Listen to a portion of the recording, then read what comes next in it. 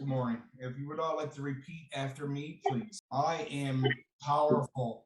I am I am powerful. powerful. I welcome today with sunshine. I welcome today. with sunshine. I believe in the positive future. I I believe in believe in the positive future. the future. I believe in myself. I believe in myself. Few affirmations. Affirmations are very important, as we all know, to start off a day because it helps start a day in a positive way. I would like to now continue on to welcome our lovely guest speaker. Hurting versus hurting. Stephanie says, in today's world, the majority of our days are spent in a stressful state, which is a negative effect on our mind, body, and relationships. We have unconsciously trained our bodies to be comfortable in hurt, and it's time we take back control and consciously shift to a place of hurt where we can ultimately live in love, compassion, and well-being. Let's all join Stephanie, who is a professional life coach and recovering stressaholic, for a journey from fear to love and from hurting to hurting. I welcome Stephanie. Thank you so much, Sheldon. I am so appreciative to be here this morning. I started attending the Positive Thinkers Club meetings in the summer of 2019. It was a goal of mine because I feel so aligned with the message. And so I took off every Saturday from my hairstyling job to come and spend with you guys when you were down at the Bella Vista. COVID happened, but I couldn't be more honored to be here this morning. So thank you so much. So a little bit about myself. I am from Newfoundland. I grew up in Mount Pearl, Pearly in here. Today's message, yeah, like you said, I want to share a message of how I personally went from hurt to heart, from fear to love, from anxiety to contentment. I was a very, very sensitive child. Then I went on to be a very insecure teen, and I was bullied in high school. And then I went into an emotionally abusive relationship in my 20s. There was my partner had a few problems with substance abuse, and I was also in a toxic work environment. So I kind of had to take a look at my life and say, what's the common denominator here? And the truth was, it was me. So I really went on a quest to be better and to do better. And so I spent the majority of my late 20s, early 30s really in achiever mode. Like I wanted to do everything I could, again, to be better, to do better. I collected so many awards in the hairstyling industry because I actually, past 18 years, I've been in the hairstyling industry. And recently, I have actually worked as a life coach. During the hairstyling industry, though, I was basically collected every award you can think of. I also, on the side, knew I wanted to be a life coach. So I was getting certificate after certificate after certificate, just again, trying to be better. Eventually, I found myself in my doctor's office feeling very overwhelmed. And my doctor said three words to me that changed my life forever.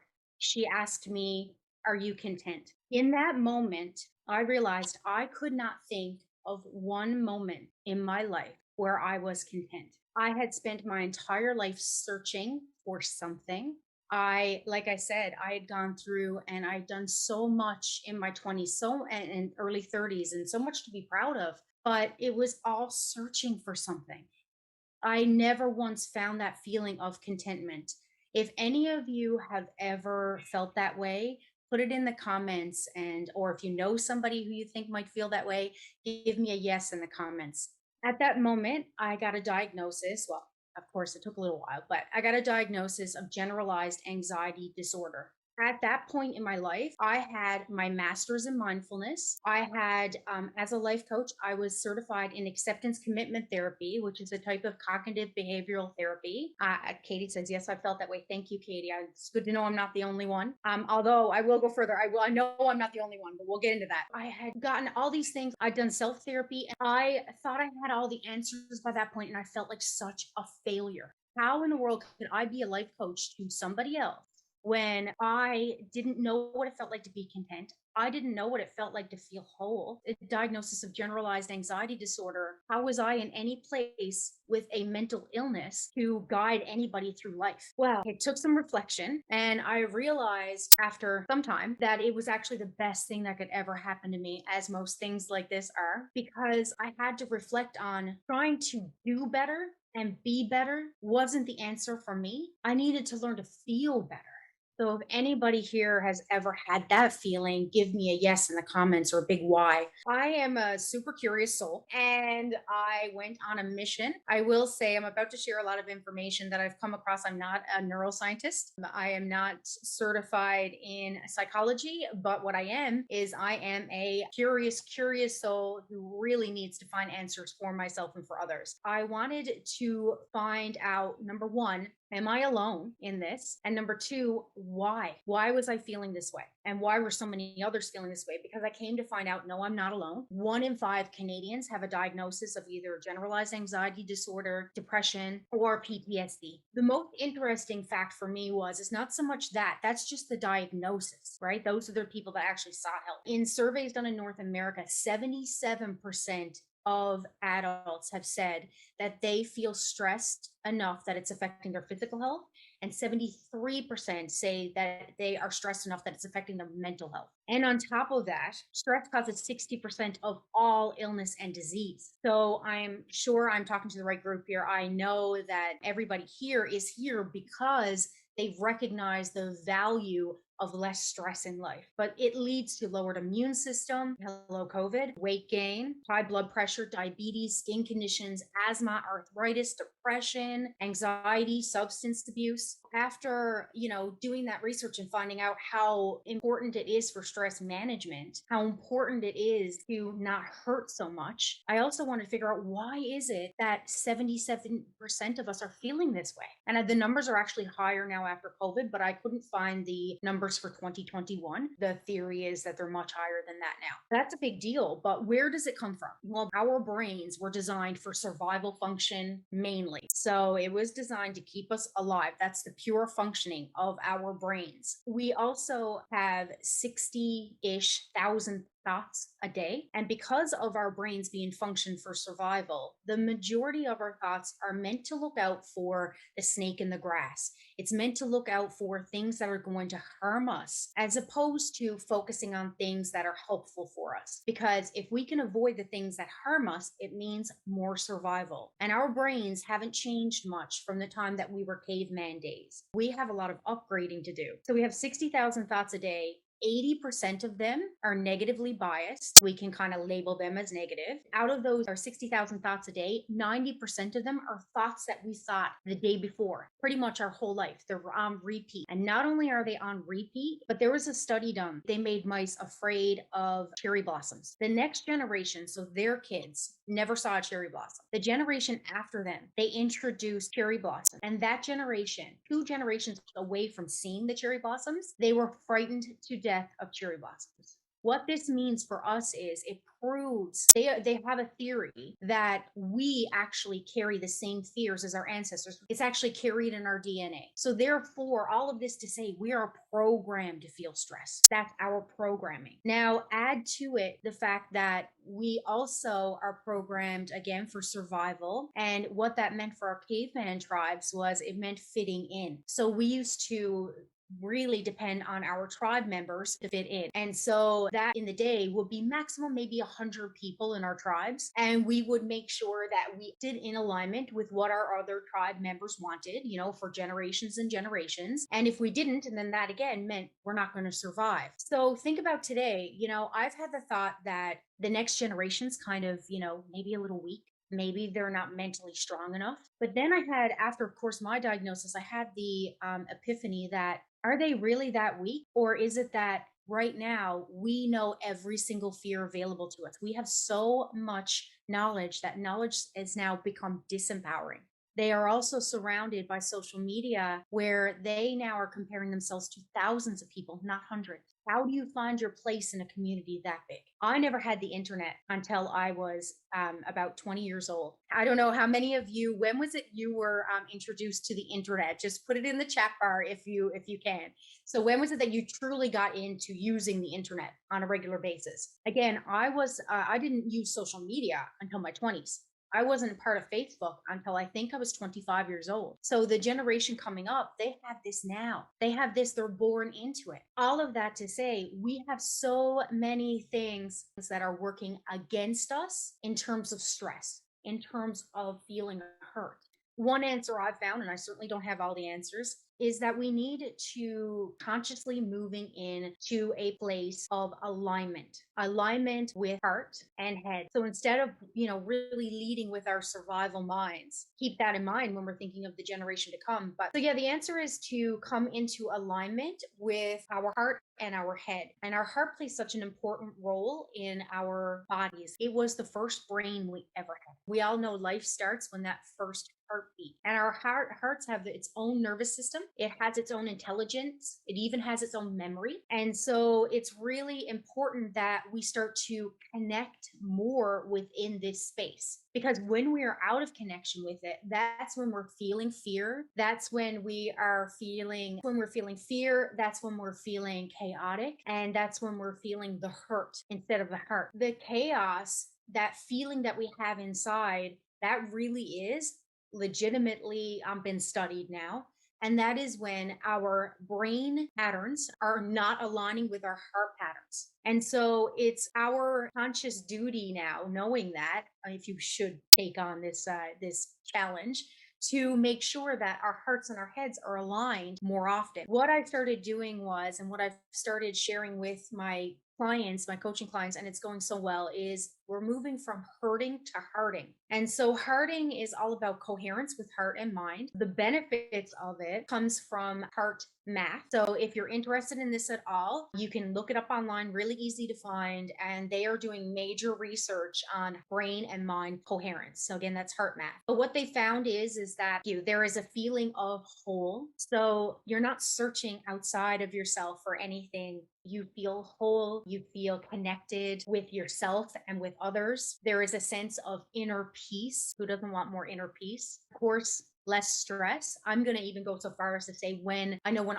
in hurting, when I'm in my heart space, there is no stress at all. It adds to more energy, more vitality. This one's a funny one because I was actually sitting, as I was going through all this research, I still do 2 days in my salon. I was sitting with a client who's from the business world. And so she's very much in her head the majority of the time. And I was telling her about this and she said, Stephanie, if everybody was in their heart all the time, nothing would get done. And the whole world, everybody would just go to Costco and buy everything. They wouldn't care about their finances. They wouldn't care what happened in life. I smiled because I said, okay, I understand where you're coming from, but I would say that anybody who is genuinely feeling in this space, all they want to do is to give back, is to contribute, is to feel that energy and that vitality, to feel connection. They don't need stuff from Costco. In this space, you feel creative. What happens when we are feeling out of alignment and when we're feeling fear or when we're hurting? We actually are in our caveman mind in the amygdala, fight, flight, freeze. And that takes every bit of our resources away from us. We cannot be creative in that time. The only problem solving that we can do when we're in that mode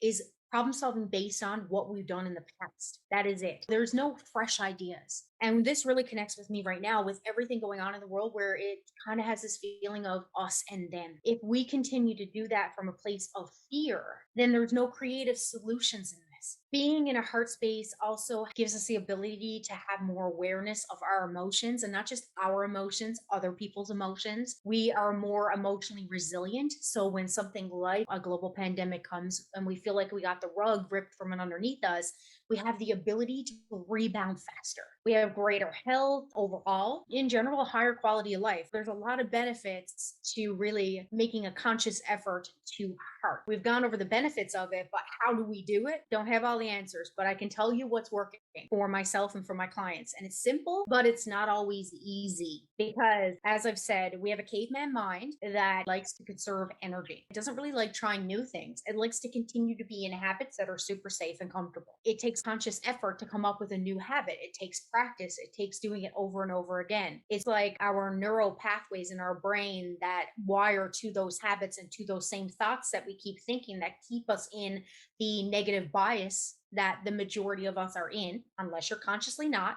then you're part of the negative bias. It's like the outer ring road. If you're driving down the outer ring road, there's so many ruts in the road that if it's a rainy day and you're trying to stay out of them, it takes conscious effort to kind of turn that wheel, even just that one little degree, to stay out of those ruts. But the great thing about turning the wheel that little degree is that that now creates a new pathway. But even consciously doing it 20 minutes per day, that's 1% of your day, then that means that by the end of the year, you could be 36% better at whatever it is you wanted to get better at. So whatever skill you wanted to gain, you'll be 36% better at it by the end of 1 year. It takes conscious effort to build those new neural pathways to make it an actual habit. So the first thing I'm going to suggest, you don't have to know what hurting is. If you have ways that you know that create joy for you, you never know who you're going to inspire to try that today. Maybe that's the thing that they've been looking for in order to feel more of in their life. This is what's been working for myself and my clients. Awareness is the first key. Awareness and just doing a check-in. I used to set an alarm on my phone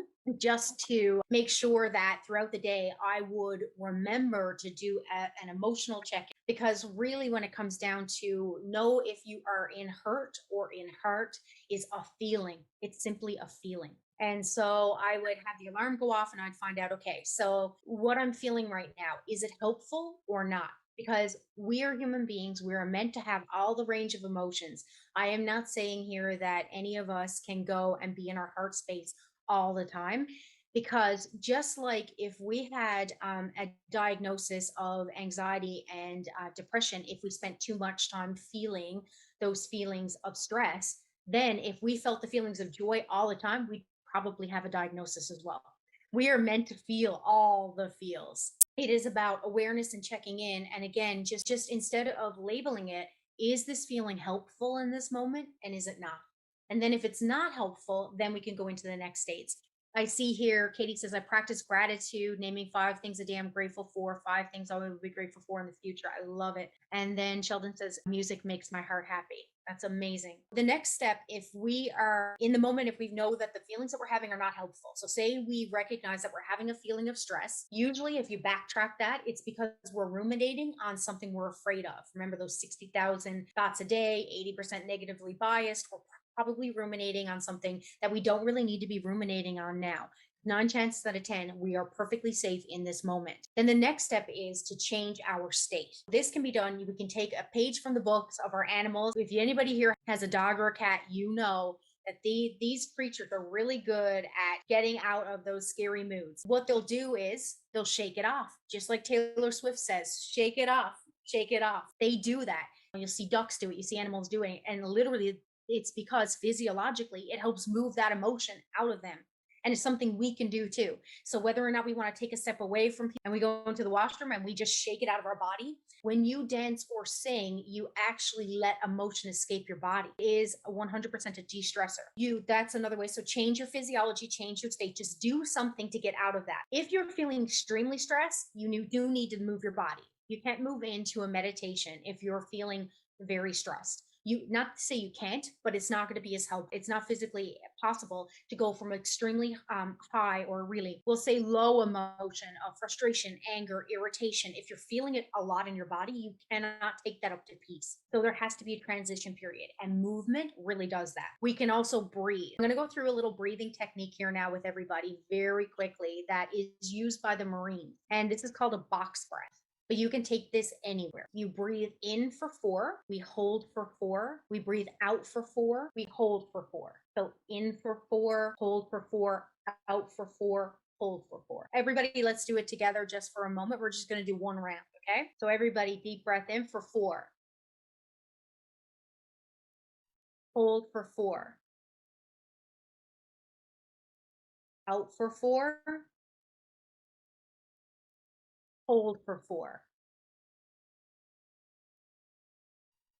Even doing that once helps to calm the nervous system, but that can be repeated again and again. So those are just 2 ways in which in the moment, movement and box breath, that we can help so that we can go from hurt to heart. Thank you so much for playing along with that. And then we really want to incorporate more fun. So here's where we look at our children, our nieces, our nephews, our grandchildren. We go back to our own childhood and we say, what was it That really was the most fun for me. I don't know how cool it is, how in style it is to do adult coloring. I still enjoy it, but that came back in for a reason because it was recognized that, hey, adults want to have fun too. And it was such a big thing a few years ago. But it doesn't matter what that is, like plays guitars and he plays guitar and sings. Like that's a way to play. That's a way to really be creative, get into our creative mind. Finding things that Katie says I color all the time and doodle. Exactly. So doodling, artwork, anything like that, anything that is we consider play, we consider downtime. And if it's creative, then that's even better because what it means is that now you cannot be in your fear zone if you're in your creative zone. We've already talked about that. So if you're in your creative zone, you're already in your heart zone. The last couple of tips I have, journaling is like self therapy. It doesn't have to be this big thing. I'm a huge fan of it. It's something that I plan to bring to as many people as I can through my social media platform because it's been so vital for my well being. But it can just be a sentence or two at night just to say, how was my day? How can I do better tomorrow for me? Not do better for anybody else. Even as I'm saying this, I'm like, no, feel better, Stephanie, feel better. How can I feel better tomorrow? And yes, it can be hard to keep up with, but I think that we put a lot of stress on ourselves that if we start a journal, we have to journal every day. Pick up the journal today if you're inspired, and then pick it up again 6 months from now if you're inspired. Just when you're inspired, pick it up. But it does help to have it on your nightstand. Making it easy for you to pick up the habit is one of the ways in which you can pick up new habits, is just making sure that it's accessible and available to you when you are in the best time that you need it. So whether it's on your nightstand at night, maybe it's right next to where you brush your teeth, it's on the sink ready to go, something like that. The other really big thing that I can suggest is definitely meditation. Puzzles are great. Yeah, one of my mother-in-law loves puzzles. Reading, that's amazing too. Feeding your mind is a big one way to really help connect with yourself. Some people though who don't meditate, the biggest misconception is that it means that you got to turn off your mind. I'm going to say right now, get this word out there. You're never going to turn off your mind. Our minds are meant to think. Turning off your mind is not possible. However, what is possible is when you're meditating, the only focus of meditation is to spend more time in the pause between the thoughts. If you recognize that you're having a thought, that you're not the thought, kind of like when you're watching a movie. Have you ever been so involved in a movie that you forgot anything else was going on around you? Well, that's what it's like to be caught up in your thought. You are now in the thought. You almost have very little awareness about what's going on around us. That's why it's so important to spend time to actually meditate. And it doesn't have to be a formal meditation sat down. It can just simply be standing up where you are and taking a moment to recognize your surroundings, not be so caught up in the thought itself. If you are meditating, it is great to really focus more on the time in between the thoughts and making that your focus. And then the thoughts will eventually kind of, just like the clouds, they'll separate a little. So you'll get a little blue sky in there more often. Dave says running helps me focus on positive thoughts. 100%. That's one of my favorite forms of activity too. It helps with the endorphins, very much about a physical way to feel good within your body. You'll think positively when you feel good. Last thing I want to talk about is actual appreciation. Gratitude practice, the reason why it's so important is because that's exactly where the heart space is. If you want to feel more heart and less hurt in your life, then it is so important to really feel the feelings of joy as often as you can. When we are in appreciation, that's when we can truly feel love. This is a way that we can actually feel appreciation in this moment. We're going to go right into heart and brain coherence now, so we can get right into hearting. I'm going to ask everybody to play along with me, get yourselves comfortable. So the first thing I'm going to ask you to do is make sure that you feel comfortable. So once you're comfortable, I'm going to ask you to take a deep breath. And when you take this deep breath, I want you to do your best to fill your lungs right to the bottom, right to your belly button and lower back. Make sure you feel it expand there. The reason why is that's where all your capillaries are. So that's going to get the most oxygen to your brain, and oxygen feeds the brain. So let's take a deep breath in, down, down, down, right into the lungs. Hold at the top just for a second, and then release. We're going to do it again. You can close your eyes if you're more comfortable, or you can keep them awake and focused. It's fine. Take a deep breath in, Hold and let it out. And we're going to do that one more time. Deep breath in,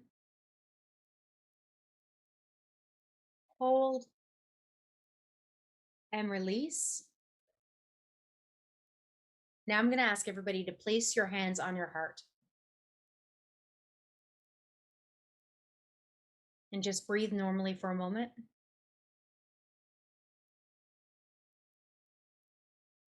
Now, with your hands on your heart, I'm going to ask you to think about the person you love the most or the pet you love the most.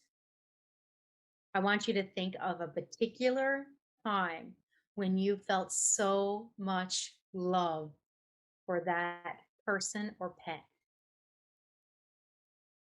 Take a second to put yourself right in that situation.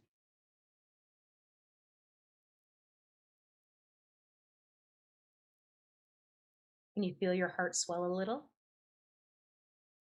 Put a smile on your face, it helps. Now I'm going to ask you to think of another situation.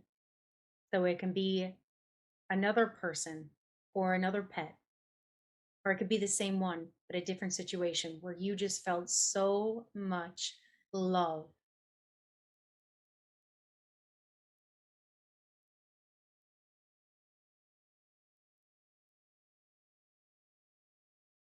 And now one last time, one more situation where you're just exploding with love for this person, this little animal, this situation.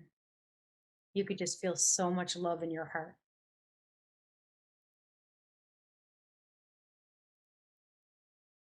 And now we're going to take one more deep breath in and release. And if you had your eyes closed, open your eyes. And that feeling, whether or not you were able to get right into that, I promise you, even just going through the motions of it, you had more head heart coherence than you had just 5 minutes ago. And so you consciously went from hurting to hearting. Thank you for participating. It only feels wonderful if you participate. That right there is how we can shift ourselves from a place of fear into a place of love if we need that tool for a moment. And I ask that we take this moment, these few little techniques, and we share them. They're not mine. I will say it's something that we can help others with. I believe that once we know about this, it's really our responsibility for not just for ourselves, but for others to go from hurting to hearting, from fear to love, from fear and love to joy, and from anxiety to contentment, because it's possible for us to do it. It takes conscious effort. It takes getting out of our default setting, but the reward is so great. It's not just for us though. Remember, we got all this from past generations. This has been passed down to us as part of the human condition, but it's our ability to change it. We all want a brighter future for ourselves and for our children and our nieces and our nephews and for future generations. And it has a ripple effect. We all know what it's like to be around somebody who's super stressed out. And then we get stressed out. Ever been stressed out just by being around somebody who's stressed out? Love and joy is more powerful. So if we can spend more time in love and joy instead of frustration and anger, then we can spread that. And that's truly what Gandhi said when he said, be the change we want to see in the world. If we want to see change in the world, we change our little world, and our little world affects our bigger world. So I really hope this helps all of you as much as it's helped me in my life. I appreciate you all so much for being here and spending this time with me this morning. And thank you so much for having me. Thank you so much for that, Stephanie. That was fantastic. Very lovely to get in touch with our hearts, feel who we really are and what really makes us happy. So if anyone would like to share, if anyone would like to answer any questions, please, one at a time, go ahead. Dave here. I just mentioned on the chat, is there a list of practices or procedures that we can use to give us this feeling of wellness and comfort? Yeah, for sure. I can actually do all a document. I can do up a document for you all. I can pass it through Katie. If you guys have a newsletter, again, Dave, I don't have all the answers numbers, but I do know what's been working for myself and my guests. So I'd be happy to pass it on. That would be great. Thank you for asking. Thank you. Stephanie's Joel. Just wanted to say thank you for taking time to share your message and your insights. Certainly challenging times for most of us, and the message is certainly timely. Thank you, Joel. I really appreciate it. And I know so many people here are already on board with this, but I think we can all do our best to feel better. I know myself, I do all this, but I still have days where I'm stressed out. I didn't sleep last night because I was so concerned about delivering this message. And so it just goes to show how easily it is. And even if you have all the answers or you have so many solutions, we still can get thrown off. That's why it has to be so conscious. So I appreciate that. Thank you, Joel. Well, that's what keeps it real as well, Stephanie. So thank you for that honesty. Thank you. Thank you so much, Stephanie. This is actually information. It's really good timing because right now our club, we're getting back into the physical setting now. So this kind of helps us with that fear of going back into a physical setting during COVID. So I think the message is timely for sure. And I really appreciate you connecting us with our hearts because it's so important. For the information for the newsletter, I would love to put that out in a newsletter. I create that. So I look Perfect. forward to getting that. Would like to share it on social media too. That would be lovely. Love it. Perfect. We'll do that. Thank you so much. Anyone else like to have a few words? I just want to say thank you. Really enjoyed it, and it's nice to hear the message. Thank you. Thank you, Gail. And I saw you participating, by the way. Hi, I just want to say I really enjoyed it. We missed the last couple of months, but I'm delighted if we're going to get back to the physical setting. And it's nice to see Gail. I haven't seen her for a long time. So great participation, everyone. I really enjoyed it. Thank you all. And I would like to say, I believe that we should all live and follow by our hearts. But the positive thinking is connected to a positive feeling in our heart. So connect both of them together and use both of them at the same time. I don't believe that enough people uses their heart to actually think. More people need to. If there's no further questions or no further observations. Very important just to let everybody know that our next meeting will be an in-person meeting. I know there'll be several messages going out in the next few weeks just to cover things like membership and registration for the event. Thank you, Dave, for that. We will be having our first in-person meeting in 19 months at Greensleeves Uptown, and that's on September the 25th at 10 o'clock till 12 o'clock, and there will be a breakfast included. If you can all join that, if you'd like to, there will be newsletters sent out. We're still looking for people to joining our club. Admission fee, Katie? Because this is our first meeting back, what we're going to do is just a $20 flat fee for the event. We do have Boyd Merrill, who is a retired police officer. I think I'm saying this correct, but he is very focused on mental health. And his topic is going to be How's Your Noggin? Very well-known motivational speaker. He's gladly going to join us. More information will be released. I'm going to focus on next week to get some information out for the registration process. With COVID on the go, we kind of want to make it a little bit more streamlined. So we're going to ask people to, when they're registering, to pay up front as opposed to having to handle money at the door. So more information will be released in the next week. And we'll have more details because where we haven't been in a physical setting for 19 months, we're going to have a little bit more information about what that includes. Great to see you all. We will see you next month. Take care. Meeting adjourned.